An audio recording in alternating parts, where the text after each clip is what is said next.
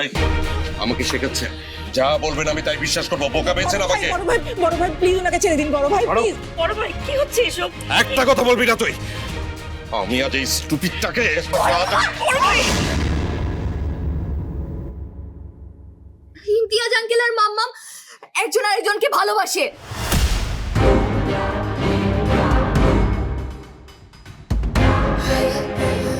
তারা খুব শীঘ্রই একজন আরেকজনকে বিয়ে করবে। বিয়ে করবে? কে আপনি? আপনার আশা কারণটা কি? আপনার সাথে আমার একান্ত জরুরি কিছু কথা আছে, বিষয়টা কনফিডেন্সিয়াল। ও আগে আমার বাড়ির সম্মান রাখেনি, আজও রাখছে না। এই মুহূর্তে তুই এই বাড়ি থেকে চলে যাবি। তুই দূর হ আমার বাড়ি থেকে। তোর মুখ আমি আর কোনোদিন দেখতে চাই না। 50 lakhs?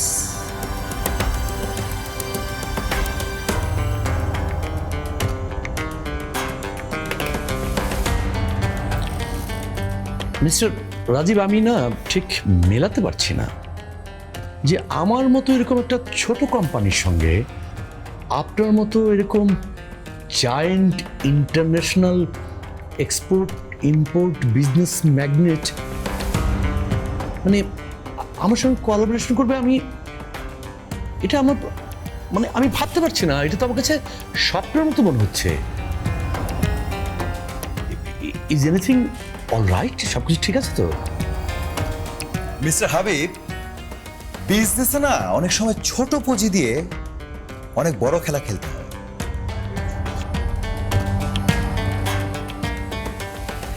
আমি এইভাবেই ছোটদের সাথে নিয়ে ধীরে ধীরে বড় হতে চাই। এই যে 50 লাখ টাকার চেকটা, এটা কিন্তু ভুল না। এটা আমাদের যৌথ বিজনেসের ফার্স্ট এগ্রিমেন্ট অ্যাডভান্স।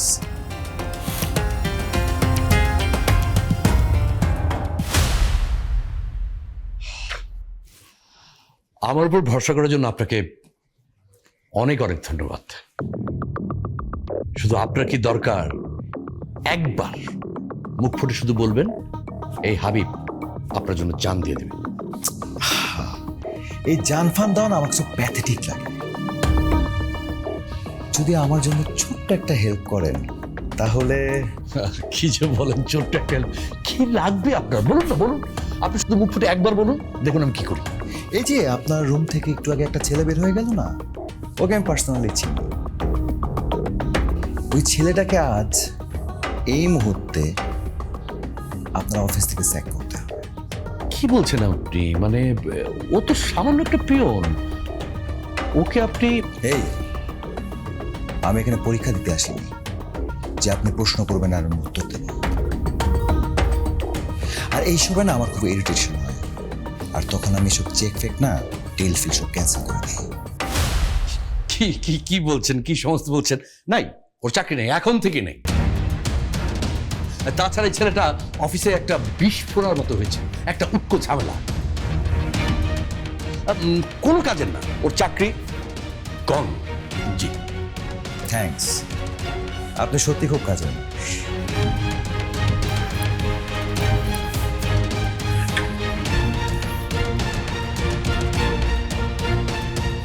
আসি।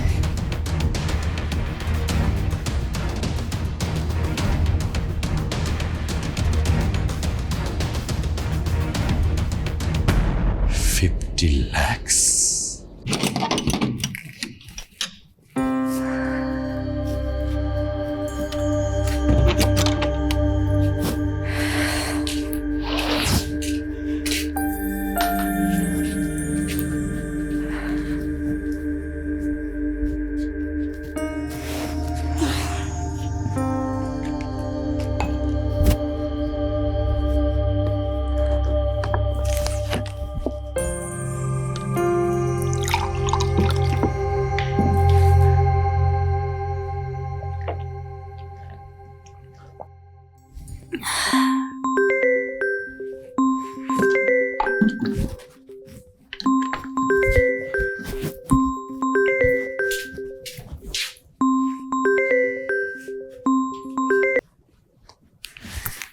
হ্যালো মা। হ্যাঁ মেঘা, এইমাত্র বাসায় ফিরলে? তোর পরীক্ষা কেমন হলো রে মা? খুব ভালো হয়েছে মা, মাথা থেকে একদম বড় একটা প্রেশার নেমে গেছে। আলহামদুলিল্লাহ। ওহ, পরীক্ষা তো শেষ হলো মা। এখন একটা কথা খুব ভালো করে শোন, আমার কথাটা রাখ। নাহিয়ানের সাথে তোদের বিয়ের ব্যাপারে কথাটা বলে ফেলাচ। এই অনিশ্চিত জীবন তোর আর কতদিন টানবি মা? রাখবো মা, আমি অবশ্যই তোমার কথা রাখবো। আজকে আমি একটা জিনিস বুঝতে পারছি। কি? এই সেলফি শহরে নাহিয়ান একদম একা লড়াই করতেছে। ওর পাশে আমাকে একদম শক্তভাবে থাকতে হবে, আর এর জন্য আমাদের এক হতে হবে। আমাদের সমাজের কাছে, আমাদের পরিবারের কাছে আমরা যেন খারাপ না হই। আজকে ওর সাথে কথা বলবো মা। এই তো আমার মেয়ের মতো কথা। ঠিক আছে মা, তুই রেস্ট নে, এখন পরে কথা বলবো। হ্যাঁ,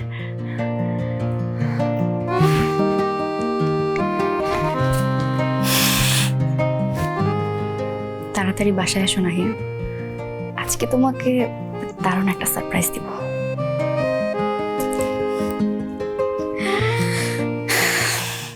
এমন সিদ্ধান্ত নেবেন না মা। জেসমিনের শরীরটা ভালো না। বড় ভাই, আপনি কেন কিছু বলছেন না? জেসমিনকে আটকান প্লিজ।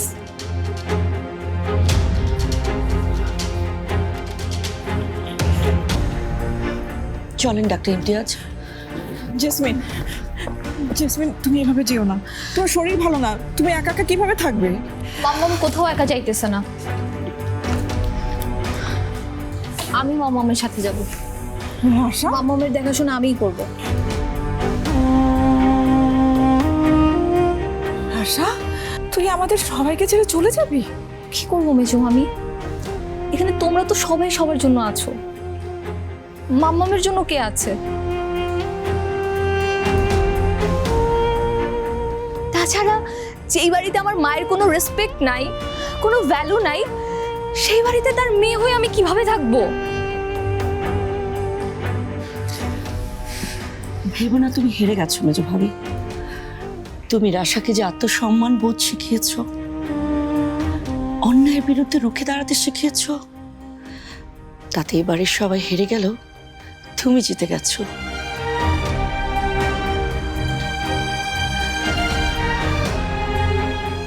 চল রাশা। জেসমিন দাঁড়া।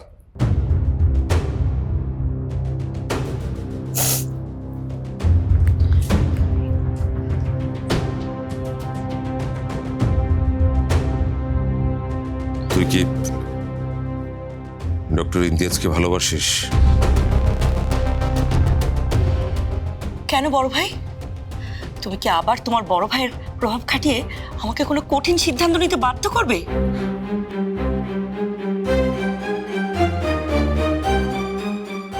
আচ্ছা, তুমি কি ওনার কোনো ক্ষতি করবে, যেমনটি করেছিলে আমার সাথে আগেরবার? আমি এবার তোমার কোনো কথা শুনবো না। আমি যেটা ভালো বুঝবো আমি শুধু সেটাই করব। আমার প্রশ্নের উত্তর এটা নয়। আমি জানতে চেয়েছি তুই ইমতিয়াজকে ভালোবাসিস কিনা।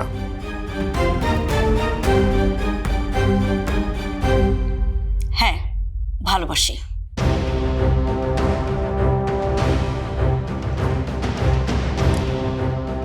ডক্টর ইমতিয়াজ, আপনি কি আমার বোনকে বিয়ে করতে চান?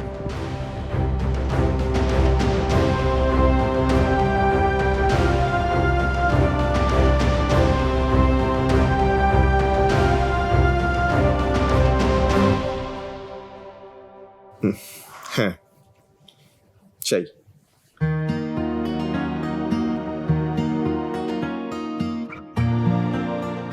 আমি সত্যি জেসমিনকে বিয়ে করতে চাই।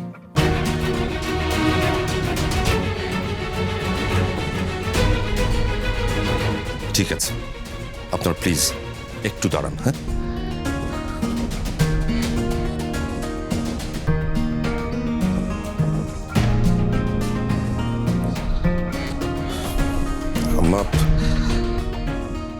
আমরা আসলে সবাই অনেক বড় ভুল করে ফেলেছি।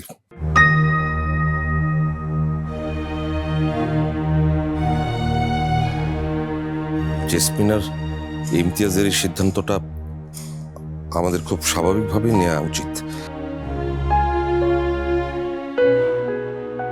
ওদের অ্যাপ্রিসিয়েট করা উচিত। আফটার অল জেসমিন এতগুলো বছর পর ওর অগোছলো জীবনটাকে আবার গুছিয়ে নিতে চেষ্টা করছে।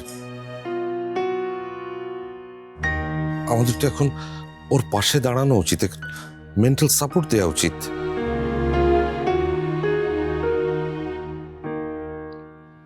কি বলতে চাস তুই? কি বলতে চাস তুই? জেসমিন কোনোদিন কোনো কিছু করার আগে এই পরিবারের কথা কোনোদিন ভাবেনি, এই সমাজের কথাও ভাবেনি।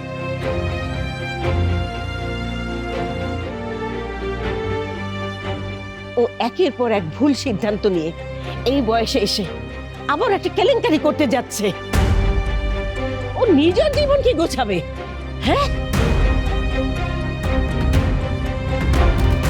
আমরা জেসমিনের অতীতের জন্য কিন্তু আমরা নিজেরাই দায়ী ছিলাম। আর সবচেয়ে বড় অপরাধী তো আমি।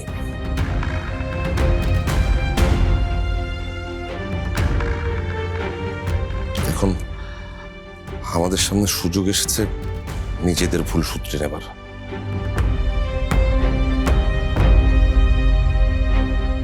এত বড় একটা মেয়ে আছে যার ঘরে, সে আবার এখন বিয়ে করতে চাচ্ছে, আর সেটাকে তুই সাপোর্ট করছিস?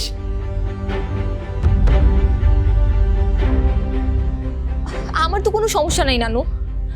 আমার মাম্মাম যা করলে হ্যাপি থাকবে, ভালো থাকবে, মাম্মাম সেটাই করুক। আমি আমার মাম্মামকে এই বিয়েতে সাপোর্ট করি।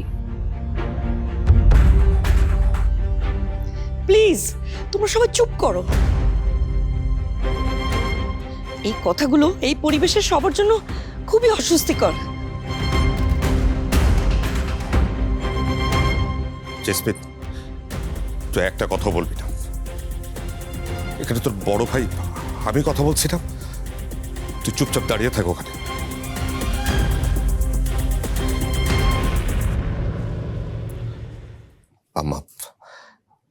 আমার দিন বদলেছে। প্লিজ তুমি একবার জেসমিনের দিকটা ভেবে দেখো। ওর কি অধিকার নেই জীবনে একটু শান্তিতে থাকার? ওর কি অধিকার নেই ওর ভালোবাসার মানুষটার পাশে থাকার? আমাদের নিজেদের মেয়ের ভালো তো আমাদেরকেই দেখতে হবে, তাই না মা?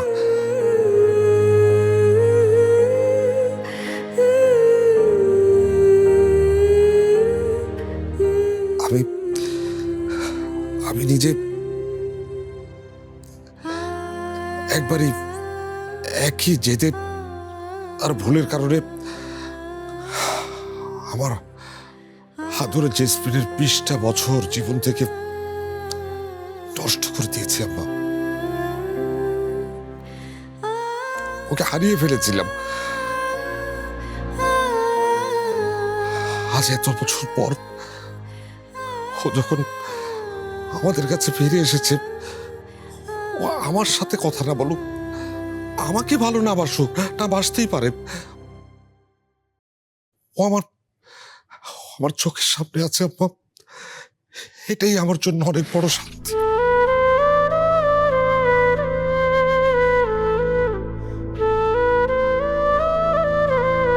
জেসমিন, কোথাও যাবে না তুই। এ বাড়িটা তো তোরও। আম্মা তুমি জেসমিনকে কোথাও যেতে দিও না। এই যে ইমতিয়াজ সাহেব আছেন, তার সঙ্গে কথা বলে পারিবারিকভাবে একটা ডিসিশন নিয়ে জানিয়ে দাও তুমি সবাইকে। আম্মা, এবার অন্তত আমাদের জেসমিন একটু ভালো থাকুক। হয়েছে বড় ভাই, আর কিচ্ছু বলতে হবে না তোমাকে। তুমি আমার হয়ে এতক্ষণ ধরে কথা বলছো, এতে আমার সব পাওয়া হয়ে গেছে। আমার সব কষ্ট চলে গেছে।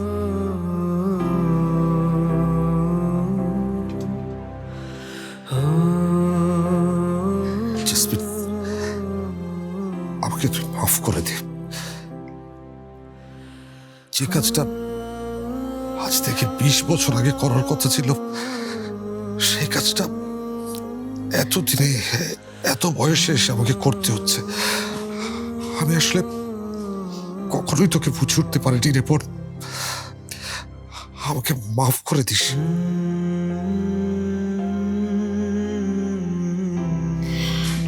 আমার আর কোনো রাগ নেই বড় ভাই, প্লিজ তুমি এভাবে গিল্টি ফিল করো না, আর এভাবে নিজেকে অপরাধী ভেবো না। বিশ্বাস করো, আমি তোমাকে খুব মিস করেছি।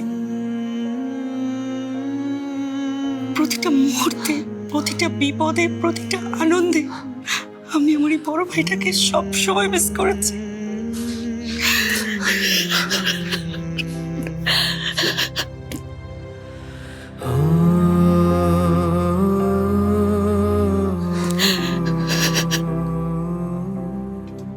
তুমি কি কোনো জাদুমন্ত্র করেছিলে নাকি রাশা?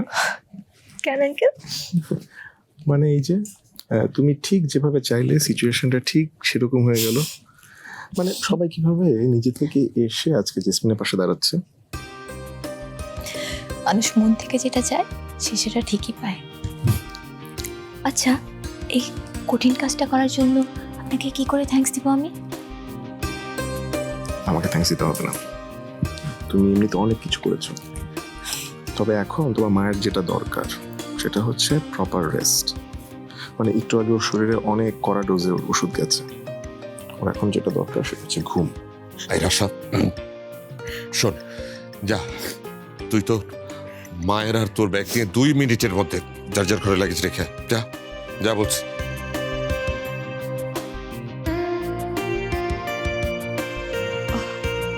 নানু নিজের মুখে না বললে তো। খবরদার রাশা, আর একটু পাকনামি করবি না। সাফায় যা বলছে তাই কর। আপনি এই মেয়েটাকে আচ্ছা করে বকে দিন। আমি আজকে দেখতাম ও কিভাবে এই বাড়ি ছেড়ে চলে যায়। আর যদি সত্যি সত্যি এই বাড়ি ছেড়ে চলে যেত, কাল কাল আমি ওর কানটা ধরে টেনে নিয়ে আসতাম। যা, ব্যাগ নিয়ে যা। ওকে মেজো মামি, ওকে নানু। আমারটা নিও না রাশা।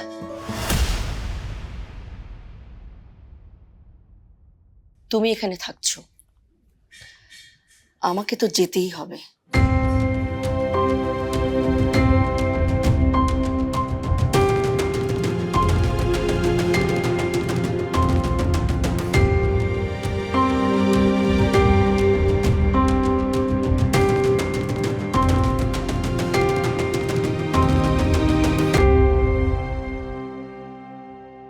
বিদেশে তো ওই বাবা মা সন্তানের কোনো কিছুর ঠিক থাকে না।